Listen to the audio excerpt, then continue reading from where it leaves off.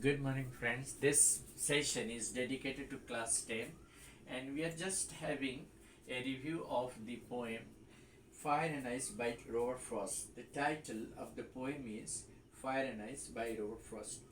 What is the central idea of this poem? Well, friends, the poet Robert Frost, depicts, two important, demerits of human being that might be the cause of the end of the world. Some say the world will end in fire. Fire here symbolizes desire. See, human desire, lust for accumulating wealth, lust for governing the world. All these, types of desires are the cause of disaster. The poet believes that one day the world will end in fire. That means our human desire, and human passions, human lust will be the cause of end of the world one day. However, some of the people are of the opinion that the world will end in ice. That means hatred, coldness, the way the hatred is increasing between nation and nation, between man and man, between community and community, that one day there might be the end of the war, the end of the world in a war, and that will be due to hatred, coldness, indifference. So here ice symbolizes cold behavior, hatred, indifference. People are of the opinion that they don't have the love for their human being. They have hatred. The society is now being affected by the growing hatred between community and community, between man and man, between nation and nation.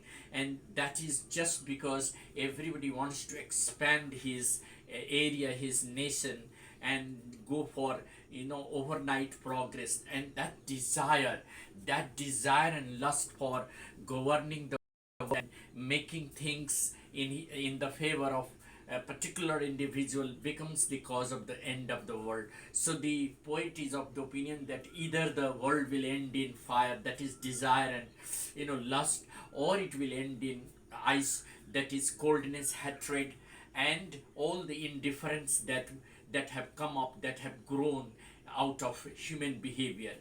So here Robert Frost makes a clear cut impression through the imagery that some people believe that the world will end due to the fire, which symbolizes human desire, whereas some people believe that it will end in ice, that is hatred. Ice symbolizes hatred, cold heartedness, and other indifferent behavior. The poet believes that the world is more likely to end because of the fire, that is desire of man, the never ending greed for man to bring everything in his favor becomes the cause of end of the world. So here the poet Robert Frost depicts fire as a human desire and lust, and not having love for a human being, and jealousy and hatred as ice. So this is what the poem depicts about. Now some small questions. First one, what does the poet compare fire with? The poet compares fire with desire. What does the poet compare with ice? The poet compares ice with hatred, indifference. Which poetic device has been used in the line? The line I am reading: some say the world will end in fire, some say in ice. From what I have tested of desire, I hold with those who favor fire. So in the line is, um, which poetic device has been used in the line? Some say the world will end in fire. This is imagery. Another question is that what do different people say about the end of the world in the poem Fire and Ice? Different people have different opinions about the world that will end somehow. Some people believe that it will end in fire. That means it will end due to the increasing desire and lust of the people. However, some people believe that the world will end in indifference, ice, that is cold, and hatred.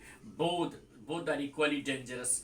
Desire, lust for hoarding, amassing wealth, and making the empire for oneself, that is the cause of the end of the world. the world might end in fire, that is excessive of desire will become the cause of the end of the world. Or indifference and cold behavior, that is hatred and lack of compassion and love, will also become the cause of the end of the world.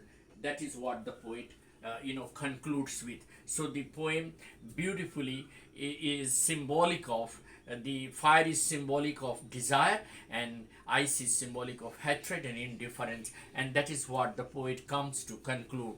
And I'm sure class 10 students, when they will read the poem, they will enjoy the poem very well. Thank you. This is Eddie Singh on the channel Easy English by Eddie Singh.